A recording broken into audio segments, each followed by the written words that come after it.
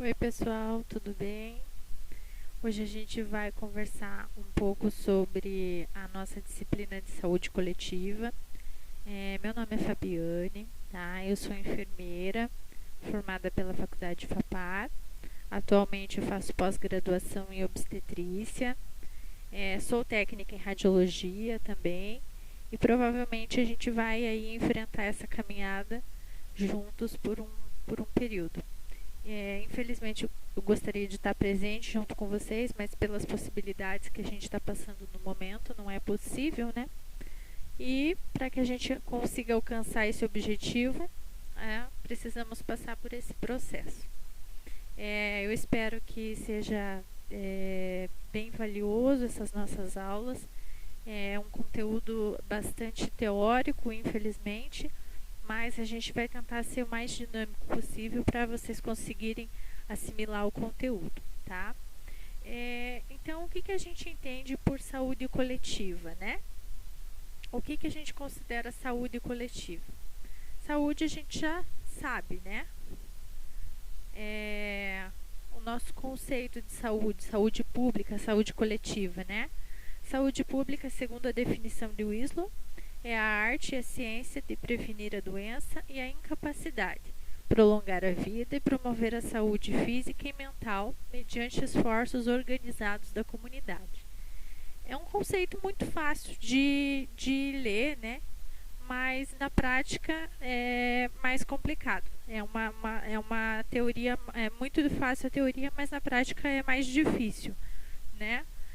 Visto que a saúde física, saúde mental, principalmente às vezes são situações que a gente não consegue levar tudo no mesmo patamar, tudo no mesmo caminho, né? É um pouquinho complicado. E o que é a doença, né? O que a gente pode encarar a doença?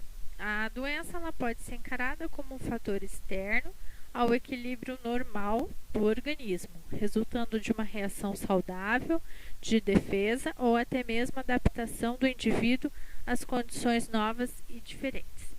Ou seja, em algum momento da vida é possível que a gente fique doente, né? A gente nasceu com um determinado padrão físico e mental, mas no decorrer do nosso ciclo vital, da nossa caminhada pela vida, em algum momento ocorre esse desequilíbrio que a gente só consegue encarar a partir desse momento. A gente consegue só encarar essa doença a partir desse momento, né? Então, por algum fator, algum motivo, desestruturou-se esse equilíbrio fisiológico ou mental, né? Então, o que é um processo saúde-doença? O que a gente entende? A gente só consegue perceber que a gente está doente se a gente fica doente, né? É um fato. Então, é um processo, esse vínculo, essa formação, ele é um processo, né? É próprio da existência humana, fazendo parte do cotidiano de todos os indivíduos nas mais diferentes sociedades. Isso independente, né? Independente de cultura, independente de país, é um processo que pode acontecer com todo mundo, mas o mais claro possível que a gente está vivenciando hoje, né? Essa pandemia em todos os níveis populacionais. Então, durante séculos foram propostas diferentes teorias sobre o processo saúde e doença, resultando por respostas que explicassem a causa das doenças. É fácil a gente explicar a doença, né? Não é tão simples assim. Como que a gente pode encarar uma doença, né? Não é um processo tão simples assim. E quando que a gente percebe que a gente está doente, né? Como que é esse processo? A gente só tem como perceber a partir do momento que a gente realmente fica doente, né? Não tem como. O entendimento dos conceitos de saúde, doença, cuidados com a saúde, né? Ou seja, a prevenção e a recuperação, hábitos saudáveis e qualidade de vida, são intensamente influenciados pelo contexto sociocultural em que ocorrem, variando de uma cultura para outra e até mesmo entre indivíduos de uma mesma cultura. Ou seja, o conceito, a nossa saúde, ela está bem relacionada, né? São âmbitos que estão bem relacionados, até mesmo no meio cultural, né? Mas a questão de prevenção, hábitos saudáveis de vida, né? A qualidade de vida são fatores essenciais para a saúde, para que a gente se tenha essa saúde, né? Mas o contexto, o meio em que a gente vive, influencia bastante. Porque, por exemplo, um local onde não tem saneamento básico, né, onde a população economicamente é mais vulnerável, são situações em que podem acarretar mais problemas de saúde para a população, né? Então, nesse caso, interfere esse meio cultural, esse meio sociocultural, né? E a teoria, o que relaciona-se, o que a gente pode relacionar à teoria, né? A teoria, ela vem do grego, teoria, que significa uma visão, né? É uma visão. Ela indica na linguagem comum uma ideia nascida com base em alguma hipótese, né? Conjectura, especulação ou suposição, mesmo abstrata sobre a realidade. Também designa o conhecimento descritivo, puramente racional, ou a forma de pensar e entender algum fenômeno a partir da observação. Então foi criada a teoria e o conceito, né, que são, apesar de parecidos, são âmbitos diferentes. O conceito é aquilo que a mente concebe ou entende, uma ideia ou noção, representação geral e abstrata de uma realidade, tá? Então, o que a gente pode entender nesse caso, né? Qual que é a diferença? Né? A teoria, ela já tem apesar de ser meio abstrata, ela já tem uma visão da realidade, né? Já tem uma base da realidade. Agora, o conceito, ele é só uma ideia, uma representação, né? O que a gente quer relacionar isso? A pirâmide de Maslow, ele é um conceito criado pelo psicólogo norte-americano, o Abraham Maslow, que ele determina as condições necessárias para que cada ser humano atinja sua satisfação pessoal e profissional. De acordo com a ideia de Maslow, os seres humanos vivem para satisfazer as suas necessidades com o objetivo de conquistar a sonhada autorrealização plena. Então, o Maslow, esse Abraham Maslow, esse carinha, ele criou um conceito, né, de que cada ser humano ele tem uma necessidade básica, né? Nós, seres humanos, temos as nossas necessidades e nós,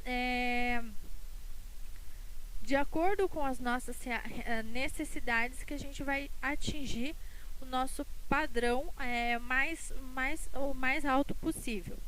Mas, de acordo com ele também, as nossas necessidades não são totalmente supridas durante todas elas supridas ao mesmo tempo durante o nosso ciclo vital, né? Então, os conceitos, eles podem ser empíricos, caracteriza daquilo que se baseia na experiência ou dela resulta, né? Característica daquilo que é resultado na prática, na observação e não na teoria. Inferidos é deduzir ou concluir algo a partir do exame dos fatos e de raciocínio.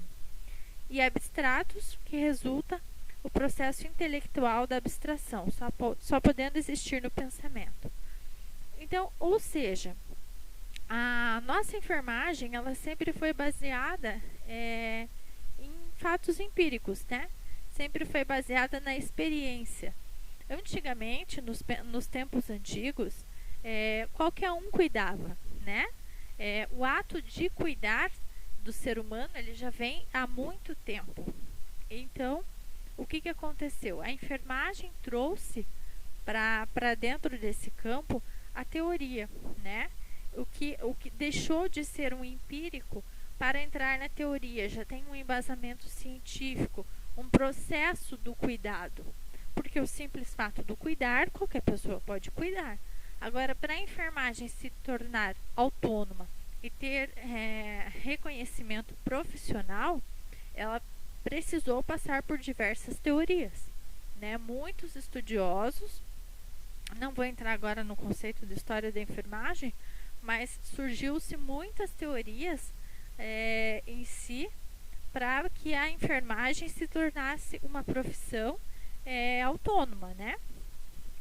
Então, a partir desses conceitos, foi se tornando uma teoria para a enfermagem ser o que ela é hoje. E uma dessas teorias que a gente conversou sobre, dos conceitos que a gente conversou sobre a pirâmide de Maslow, é essa daqui, ó. Ele colocou em nível de hierarquia as nossas necessidades básicas, né? Por exemplo, tá numa base as nossas necessidades fisiológicas, né? O comer, a água, o sono, repouso, né? São necessidades básicas do dia a dia, né? Por segundo lugar, vem a parte da segurança, nossa liberdade, né? A nossa segurança, o nosso trabalho, a remuneração, né? Você ter uma segurança financeira, né? Você ter uma casa, um teto, né?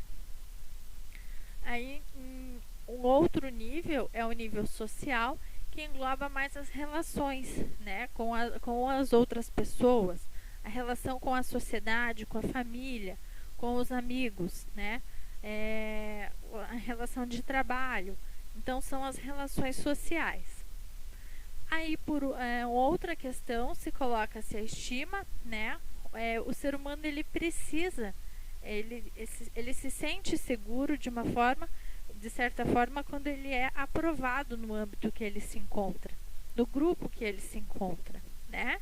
Então, ele precisa ter da aprovação da família, dos amigos, um reconhecimento, ele precisa ter a responsabilidade, né? E por último, a autorrealização. Considera-se que a pessoa está autorrealizada quando ele tem todos os níveis da pirâmide satisfeitas, né? Ou seja, a satisfação fora do trabalho, a educação, a religião, o crescimento pessoal, né? A satisfação no trabalho, a participação nas decisões, o trabalho desafiante. Então, são colocadas situações, Maslow coloca essas situações, do qual ele considera que a pessoa é extremamente realizada a partir do momento que ela consegue adquirir todas essas realizações. Agora, será que é possível, né, em algum período do nosso ciclo de vida, ter essa autorrealização, chegar ao topo da pirâmide, né? Em algum momento, será que é possível que falte alguma coisa, né? Então, com base nesse conceito de Maslow, foram surgindo outras teorias, né? O intuito de fundamentar os cuidados de enfermagem e possibilitar autonomia e independência na sua atuação junto aos pacientes, várias teorias foram propostas. As primeiras teorias de enfermagem surgem nos anos 50 para satisfazer as necessidades de descrever, explicar e predizer um referencial próprio da enfermagem. Então, o cuidado, como eu já comentei, o fato de cuidar, qualquer um cuidava, né? Mas principalmente era mais designado para as mulheres esse cuidado. Os homens, até hoje na sociedade, os homens têm mais uma outra função, que seria o intuito de trazer o alimento para a família, né?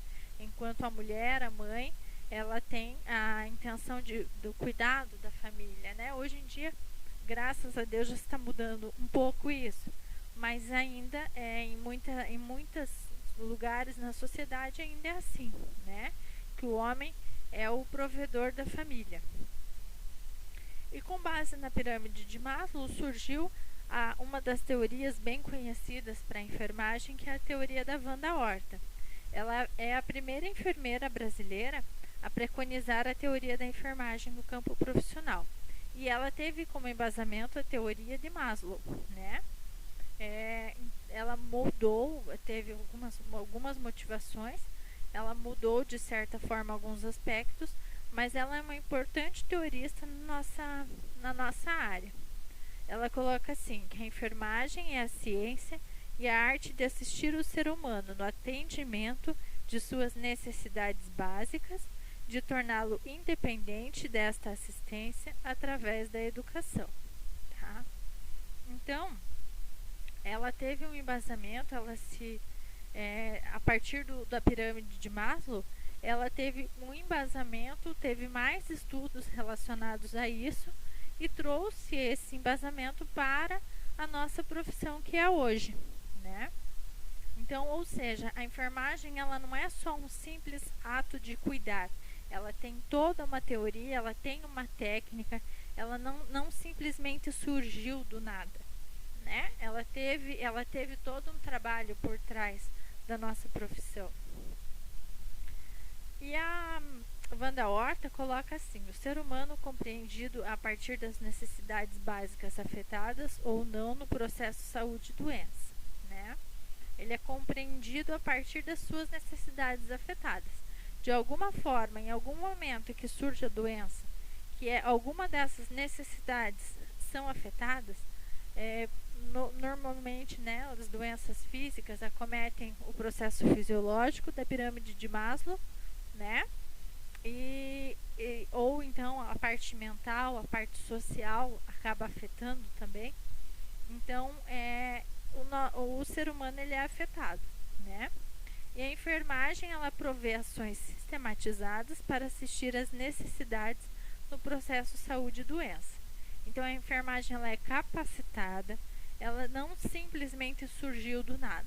Ela teve todo um trabalho, todo um contexto teórico por cima desse cuidado. E o que propõe a teoria da Wanda Horta, né? Ela prevê subgrupos de necessidades para ajustar a prática assistencial. Então, aquela pirâmide de Maslow, ela resumiu-se em 3 necessidades básicas, né? Seriam as necessidades psicobiológicas, ou seja, a fisiológica junto com a mental, a psicológica, né? As necessidades psicossociais de Maslow, que ele coloca a parte social juntamente com a psicológica, e as necessidades psicoespirituais, ou seja, aonde o ser humano se relaciona, precisa se relacionar com um ser espiritual, né? Tem gente que acredita em Deus, tem outras que tem uma outra prática religiosa, independente. Mas ela coloca que essa questão espiritual é necessária para o ser humano, tá?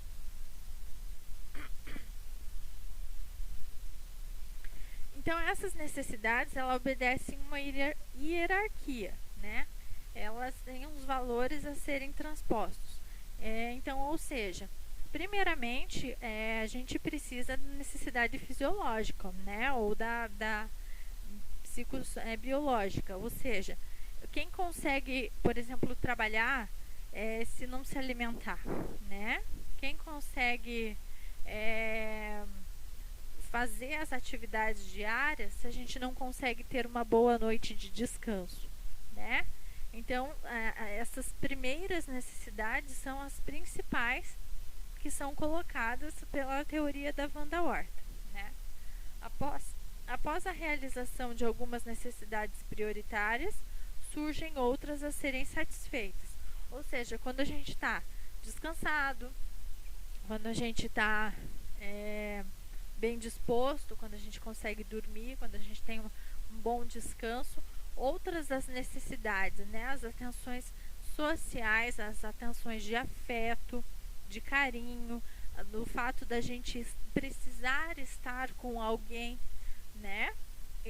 São outras necessidades que a gente precisa satisfazer.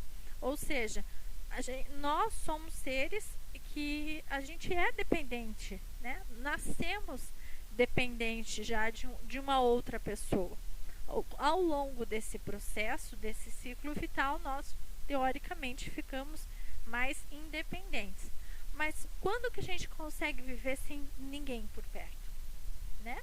Infelizmente não é possível. Em algum momento a gente vai precisar, porque se a gente viver como um ser isolado, a gente acaba adoecendo mentalmente, né? A gente precisa conversar, a gente precisa interagir, a gente precisa sair, a gente precisa brincar, né?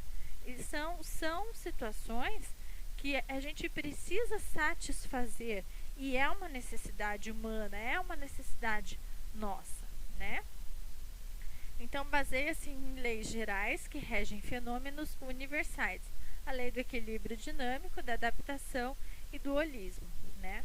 Então, nós, como seres humanos, nós precisamos ter esse contato também com o mundo espiritual, nós precisamos ter uma crença, né?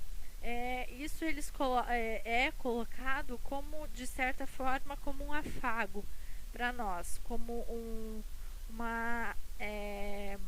modelo que a gente possa se espelhar, talvez, para essa sobrevida. Então, com os trabalhos de Horta, enfatizou-se o planejamento da assistência, na tentativa de tornar autônoma a profissão e de caracterizá-la como ciência, por meio da implementação do processo de enfermagem em todo o Brasil. Então, através desse modelo da Wanda Horta, criou-se um processo de enfermagem, né?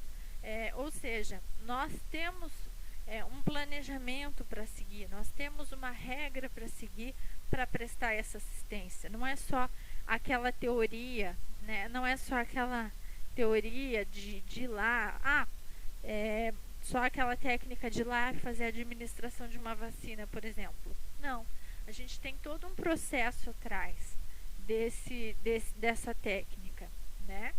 E qual seria? Então, a Wanda Horta conceituava o processo de enfermagem como a dinâmica das ações sistematizadas e interrelacionadas, visando a assistência ao ser humano. Então, ou seja, não é só você ir lá, receber o ser humano, né, receber a pessoa que você vai atender, simplesmente aplicar uma vacina, utiliza-se da técnica, aplica a vacina e pronto, libera e acabou por aí, né? Então, a Wanda Horta colocou-se muito além dessa simples técnica. Então, o processo de enfermagem como forma de organização e direção na assistência de enfermagem em 6 etapas, né? Quais são essas etapas?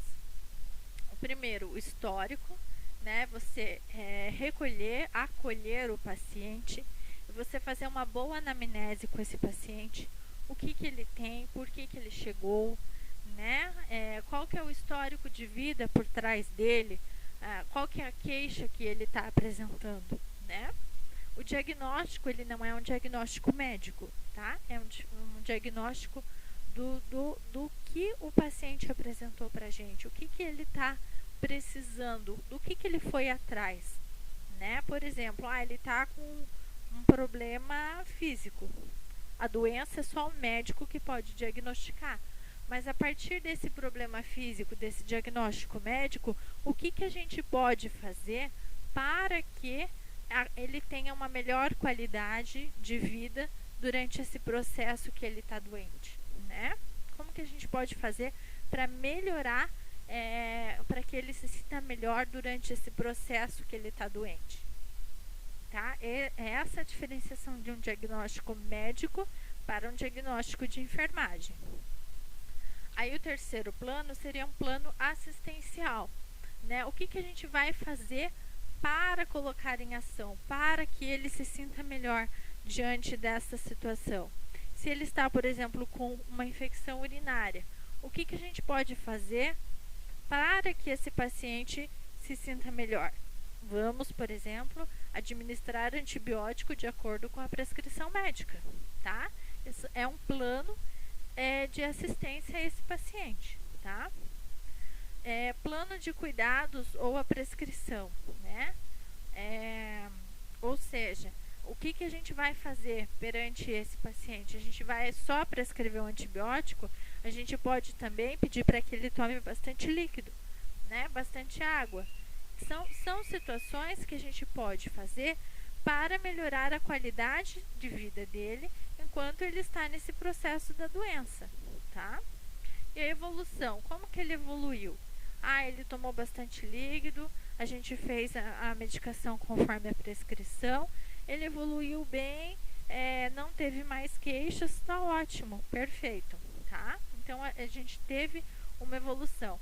Ou então a sexta situação, um prognóstico de enfermagem. Não, ele não evoluiu bem, ele ainda reclama de dores, ele ainda está reclamando de ardência urinar. Então, o que a gente vai fazer, né?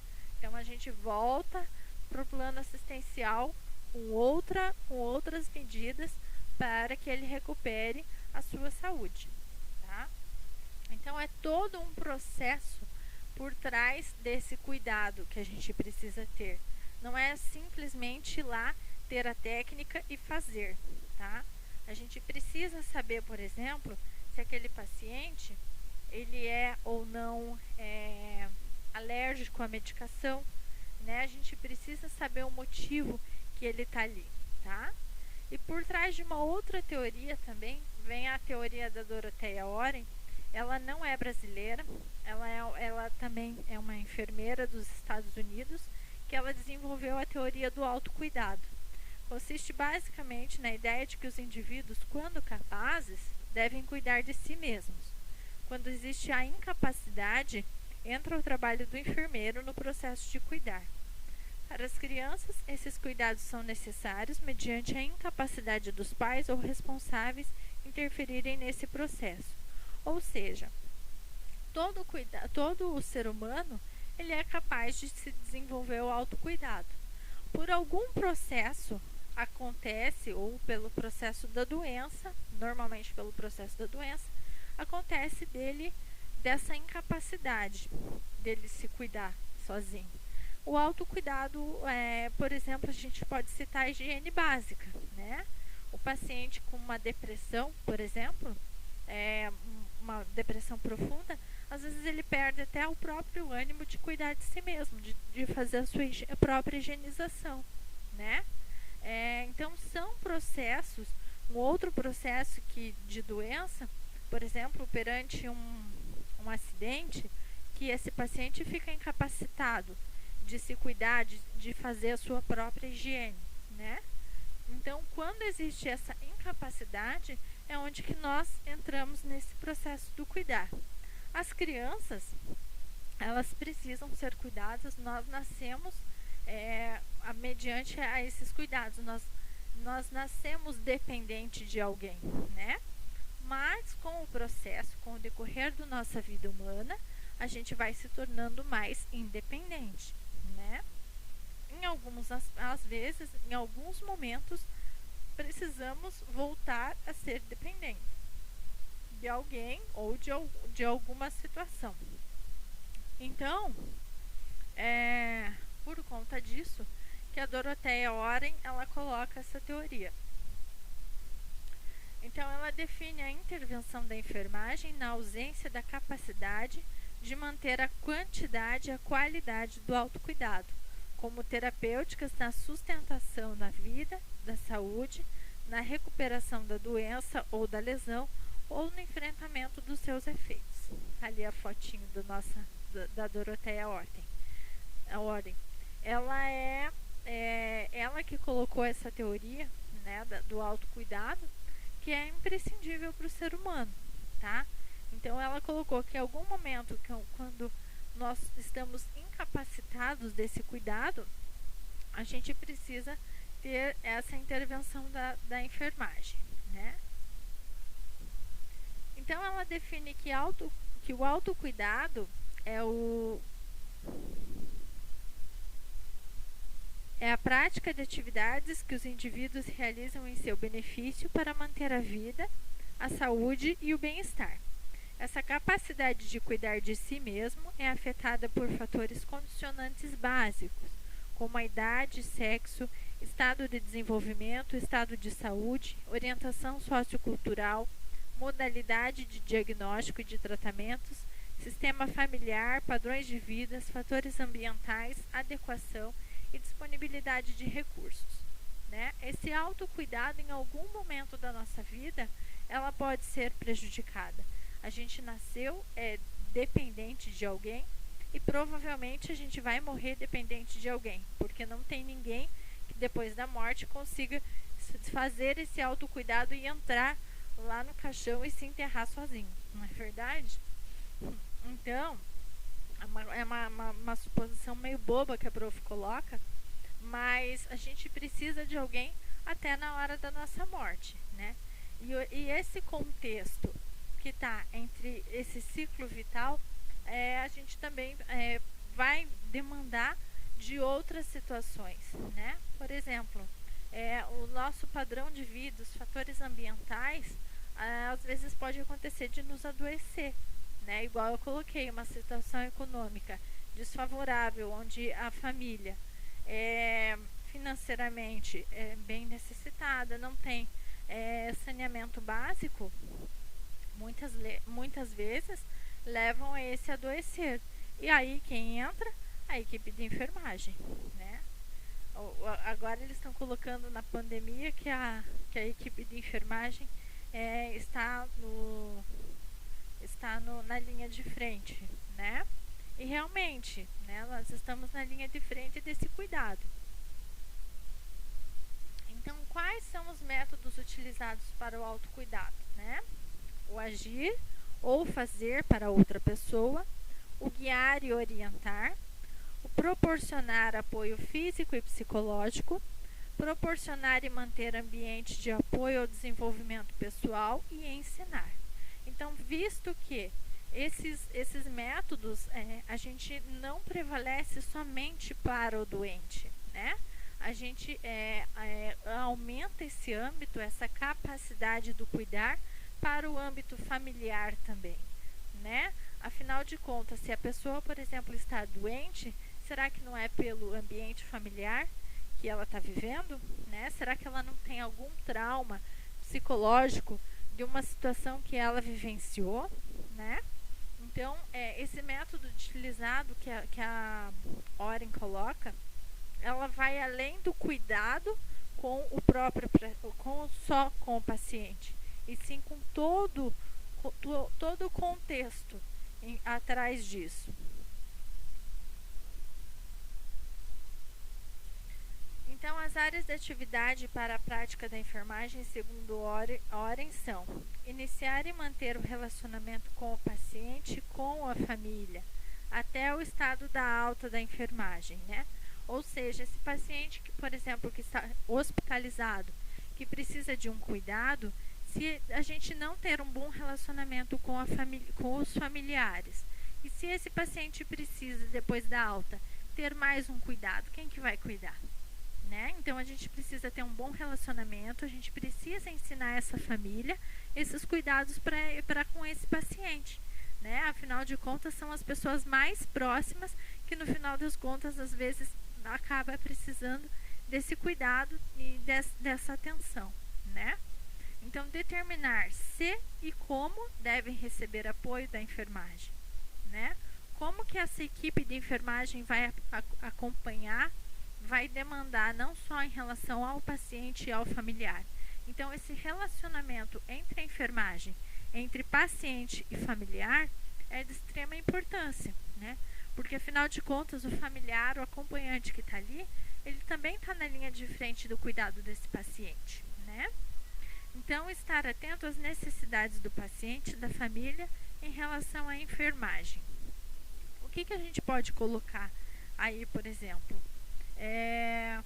Um paciente, vamos colocar uma criança como exemplo, que sofre agressão sexual, né, violência sexual. Como que a gente vai atender essa criança e simplesmente a parte física ser resolvida e a parte psicológica, sendo que essa agressão muitas vezes vem do próprio familiar, né? Como que a gente vai entender isso? Então a enfermagem ela tem que ter uma relação. Vai adiantar a gente só atender o físico desse paciente, dessa criança.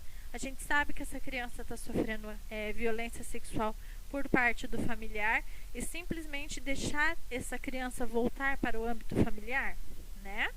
Então não tem uma lógica, a gente não vai estar promovendo a saúde dessa criança. A gente tem que tomar medidas cabíveis para que a qualidade de vida para essa criança se estabeleça de uma forma que fique menos traumatizante possível, né?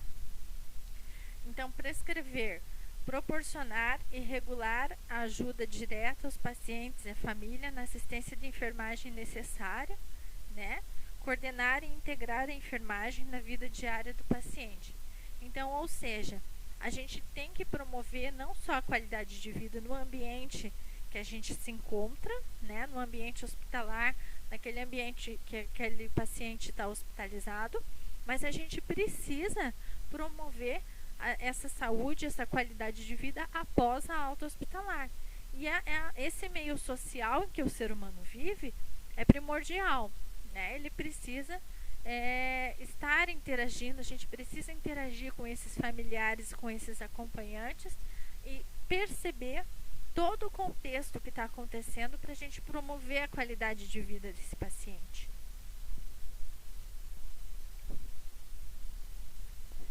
Então, a teoria dos sistemas de enfermagem define as necessidades de autocuidado em relação à capacidade do paciente para o autocuidado, em que na ocorrência de déficit do autocuidado, a enfermagem pode e deve agir e interferir.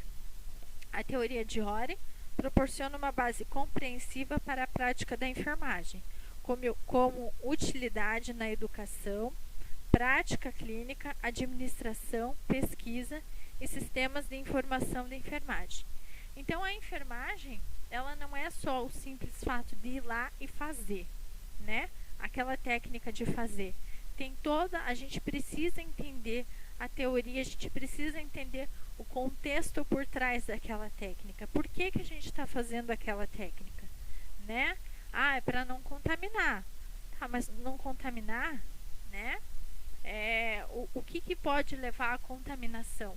Uma técnica incorreta, né? O que pode levar a esse paciente não conseguir a promoção daquela saúde, não conseguir a melhoria daquela saúde? O que está acontecendo para esse paciente não melhorar, né? Então a gente tem que ter todo esse contexto por trás dessa simples técnica que a gente faz, tá?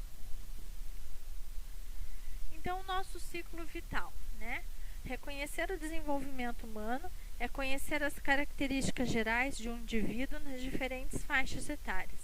Então, assim como todo ser humano, todo ser existente no mundo, ele passa por um ciclo vital. E o nosso ciclo vital é desde a fecundação até a velhice, né? Então, o nosso ciclo vital compreende o período de fecundação até a velhice, seguindo o desenvolvimento contínuo que termina com a morte do indivíduo. Esse ciclo está presente em todos os seres vivos, tá? Isso micro-organismos, bactérias, todos eles nascem, crescem, se desenvolvem e em algum momento da sua vida vão morrer, tá? E o ser humano não é diferente. Então, esse ciclo do ser humano é o feto, né? Ele começa com a fecundação, depois ele se torna um bebê, daí uma criança, um adolescente, um adulto, chega à velhice, né? E onde esse ciclo se encerra com a morte.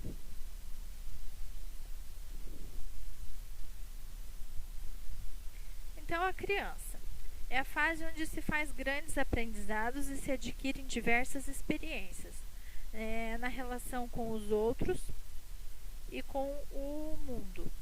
Fase muito importante do desenvolvimento, porém é muito sensível. É uma fase que a gente necessita automaticamente de alguém, né? A gente precisa ter esse contato com alguém e é uma fase muito sensível porque ela pode acarretar situações para o resto da vida. se essa criança ela viver num ambiente violento, se ela foi violentada sexualmente, né? Se a família não deu atenção, ela vai adquirir, ela vai chegar um momento na fase adulta que ela vai se sentir um péssimo ser humano, né? Ela vai se sentir insegura e automaticamente ela vai passar isso para as relações interpessoais dela, tá? Então é uma fase muito sensível, uma fase muito crítica, que exige uma atenção com bastante carinho, bastante cuidado, tá? Tem o período sensório-motor, que ele caracteriza do nascimento aos 2 anos, onde a criança explora seu ambiente através das suas capacidades sensoriais e motoras. Então, esse período é um período que a criança está se desenvolvendo, então ela precisa brincar. Automaticamente brincando, ela vai desenvolver não só a parte física dela, mas a psicológica, a parte motora, né? Os movimentos, ela consegue se adequar melhor aos movimentos, a determinados movimentos. Então, todo esse processo vai acarretar no ser humano que ela vai ser na sua vida adulta. Então, o período pré-operacional compreende dos 2 aos 7 anos, onde a criança usa o simbolismo para entender seu ambiente através de imagens e linguagem. O início do egocentrismo e o pensamento da criança somente nela. Nós, como seres humanos, nós somos meio egoístas, né? Mas não pelo fato de querermos ser egoístas, mas também pelas necessidades humanas que a gente já citou. Por exemplo, a teoria de Maslow, né? E a teoria da Wanda Horta. Então, a gente precisa ter esse relacionamento social com alguém. E nós somos seres dependentes, né? Esse momento de criança, ele ainda é um pensamento voltado só para ela. A gente ainda é meio egoísta. Depois, com a fase do crescimento, com o contexto da sociedade, isso vai mudando um pouco. Mas, mesmo assim, a gente ainda acaba sendo um pouco egoísta, né? Então, o período operacional concreto, ele compreende dos 7 aos 12 anos. Já se inicia o pensamento lógico, não são mais enganadas pela aparência e entende um comportamento de outra pessoa. Então, ou seja, essa fase nós já começamos a se desenvolver melhor, né? Temos aquele raciocínio lógico onde que uma situação que era totalmente abstrata, que era só na nossa imaginação, começa a fazer sentido. Então, a gente começa a entender determinadas situações, né? Então, o período de operações formais compreende dos 12 anos em diante, onde o pensamento é abstrato e sistemático. Ou seja, nós vamos mudando, nós vamos se desenvolvendo, e essa fase da adolescência essa fase já é um processo entre a criança e o adolescente, tá? Então, ele já é uma fase um pouco mais complicada. A adolescência em si já é uma fase mais complicada, né? O adolescente, um comportamento do adolescente muda conforme a criação. Não tem como classificar uma adolescência em suas atitudes. Pode indicar alguns pontos como mudanças cognitivas. Ou seja, essa fase é uma fase extremamente difícil que nós passamos, porque além de ser uma mudança física, ela é uma mudança comportamental, onde o adolescente ele se depara com a situação que ele foi criado, né, como a vivência que ele foi criada e com uma vivência, uma visão de futuro, né? Então, é um processo que acaba ocorrendo.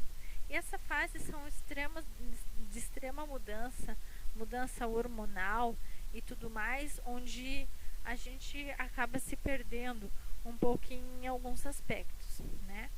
Então, Então, os pensamentos de criança, eles passam para um pensamento de um adulto, né? Onde que a gente assume responsabilidades, deveres, né?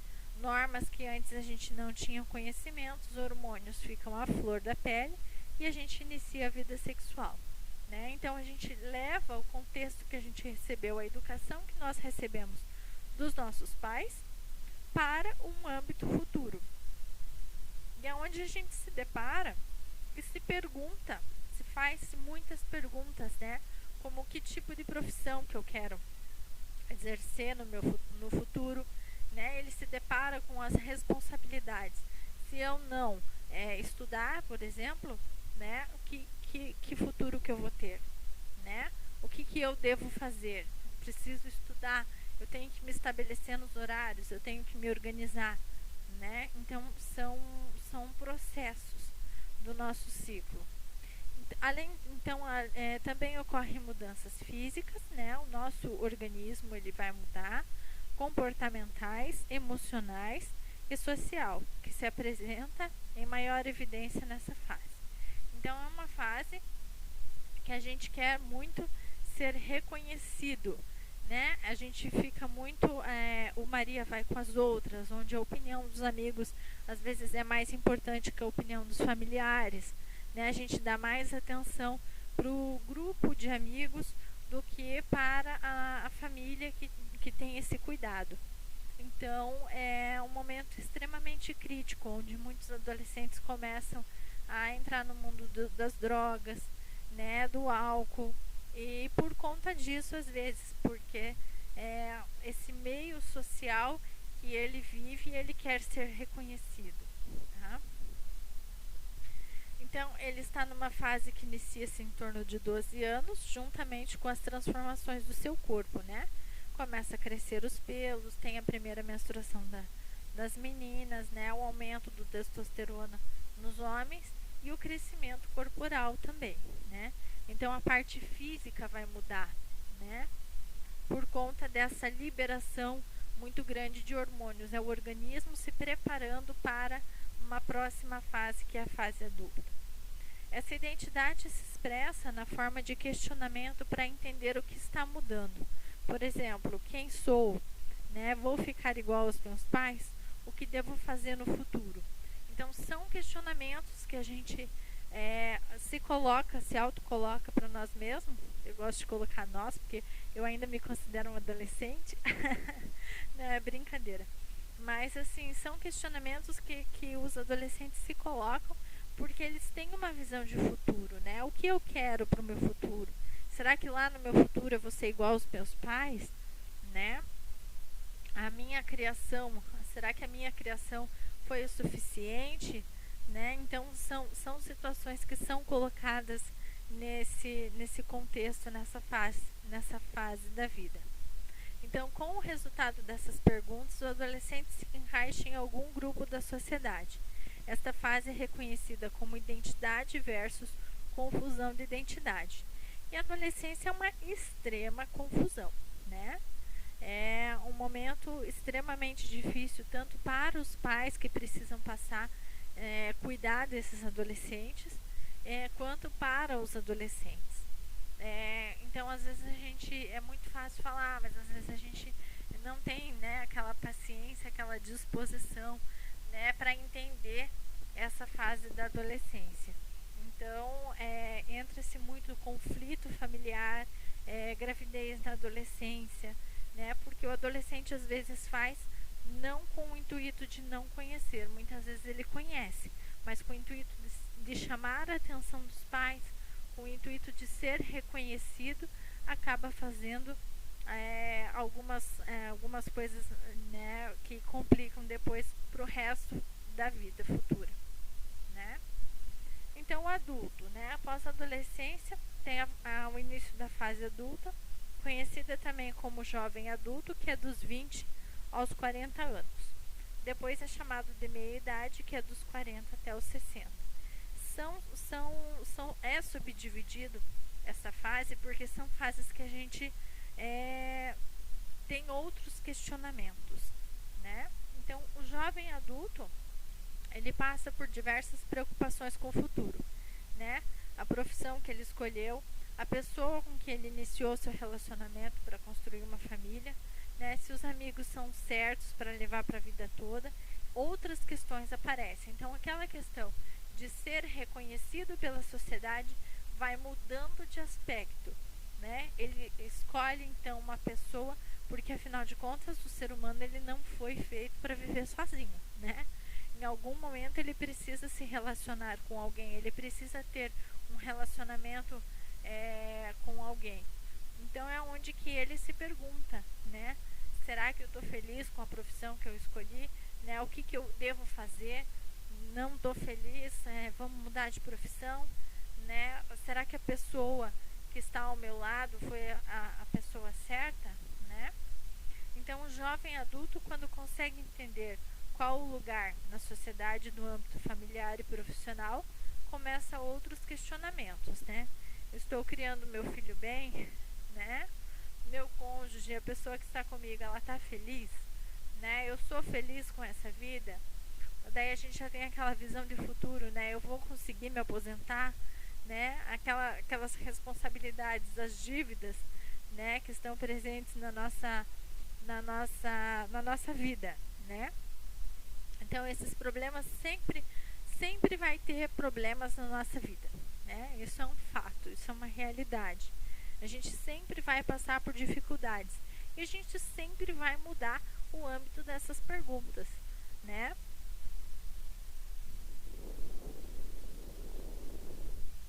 Então a meia-idade, quando chega a meia-idade, surgem outros desafios.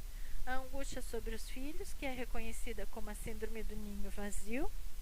Todos os indivíduos com desenvolvimentos típicos passam por esse momento, até o momento em que percebem que não se encontram sozinhos, que seus filhos estão lá para qualquer coisa, mesmo estando em outro local. Assim passa para a última fase da vida, a velhice. Então a gente precisa passar por todas essas etapas da nossa vida. Em cada etapa vai ter um questionamento diferente, uma mudança diferente. Será que eu fiz certo? Será que eu não fiz? O que eu vou fazer daqui para frente, né? Então é toda a nossa vida, todo o nosso ciclo vital, a gente se depara com algum questionamento. E a gente chega na fase do idoso, né? O envelhecimento da população é um fenômeno que está acontecendo em todo mundo, que vai acontecer para todo mundo, não tem como a gente fugir, né? A velhice é a última etapa da vida, onde existem várias dúvidas e certezas. Uma certeza que existe é que a próxima fase é a morte, né? Então, a gente chega a um momento que a gente sabe que em algum momento a gente vai encerrar nosso ciclo vital por aí. Mas ainda assim existe dúvidas, como será? Né? Quem não tem medo de morrer, né? É difícil quem não tenha medo de morrer. Ou então a gente se questiona como será a minha morte, né? Será que eu fiz a coisa certa durante toda a minha vida, né? Será que eu deixei algum legado, né? O que eu fiz, né? Enquanto eu era mais jovem. Então são questionamentos que a gente se pergunta e que a gente vai passar, né? São etapas da nossa vida que a gente vai passar. Então, com isso, os conflitos sobre o que deve fazer até chegar a essa fase final. Os arrependimentos sobre o que não foi feito antigamente, né? Vamos levar em consideração que durante nosso ciclo vital, o idoso ele já passou por todo esse processo que eu já comentei, né? Por criança, por adolescente, pela fase adulta. Mas assim, o nosso mundo está mudando, as tecnologias estão mudando, as gerações mudam, né? Então, o idoso ele chega a um momento que ele pensa assim, será que eu fiz a coisa certa? Mas assim, será que a situação me proporcionava fazer a coisa certa, né? Antigamente a gente sabe, pelo menos nos tempos lá dos meus avós, que meus avós contavam, que eles não tinham luz em casa, né? Então a tecnologia foi mudando. Antigamente, as mulheres, a minha avó, por exemplo, teve 9 filhos. né? Então hoje em dia já é uma outra realidade. A mulher hoje em dia tem no máximo 2 filhos, 3, né? As mais corajosas por aí. Tem as mulheres mais corajosas ainda que têm os 4 filhos. Mas enfim, se a mulher faz um planejamento da vida dela, né? Dificilmente ela vai ter muitos filhos na nossa vivência de hoje em dia, né? Porque a mulher ela assumiu muitas responsabilidades para si que antigamente não se tinham, né? O fato de ter que trabalhar fora, né? Hoje em dia a nossa geração não consegue mais sobreviver, muitas vezes só com um homem trabalhando, né? Muitas vezes a mulher tem que se submeter a trabalhar fora, aí chega em casa, faz comida em casa, cuida da casa, do marido, dos filhos e tudo mais, e ela assume uma responsabilidade muito maior por conta de que o nosso mundo não consegue satisfazer as necessidades básicas, né? Mas segundo a pirâmide de Maslow, até onde vai as nossas necessidades básicas, né? Até em qual momento que a gente consegue suprir toda aquela pirâmide desde a base até o topo, né? Será que em algum momento do nosso ciclo vital a gente vai conseguir dar conta e chegar lá ao pico da nossa pirâmide, né? Então, são questionamentos que a gente coloca, mas que a gente tem que haver e tem que entender cada fase que a gente passa. E tem que entender a nossa geração e o nosso mundo, como ele está mudando. Temos que ter essa visão, né? mais ampla de cada situação. Então, toda via existente tem um desenvolvimento até chegar ao seu fim. E nesse desenvolvimento encontram-se dificuldades, conflitos, decisões, arrependimentos, angústias, entre outras, que mostram que o ser humano não é perfeito. Nós não somos perfeitos, nós não vamos atingir a perfeição, né? Essa é uma realidade. Todos nós temos defeitos. E a enfermagem, ela é capacitada e estudada para atender o ser humano em todo o processo do seu ciclo vital, né? Tem pessoas que acabam se designando para um determinado âmbito, né? Eu quero seguir a parte de pediatria, quero atender só crianças, ou então eu quero só atender idosos, né? Então nós acabamos escolhendo uma determinada área desse ciclo vital, mas somos capacitados sim para atender o ser humano como um todo, e devemos entender essas teorias para que não seja satisfeito só os processos físicos da doença, né? Mas sim todo o contexto que traz o ser humano, em todo o seu âmbito. O ser humano em si, ele é só uma pessoa, mas por trás desse contexto, por trás desse processo de adoecimento dele, muitas vezes tem outros questionamentos que é se colocado. Então a enfermagem, como que vai promover a qualidade de vida? Como que vai fazer para que esse ciclo vital seja entendido em cada fase, tá? Então nós somos capacitados para fazer as técnicas e precisamos entender todo o contexto que o ser humano nos traz, tá? Gente, então por hoje é só essa nossa aula. Nos vemos na próxima aula. Espero que vocês tenham aproveitado bastante. Um beijão, se cuidem. Quem puder, fique em casa. Fiquem com Deus.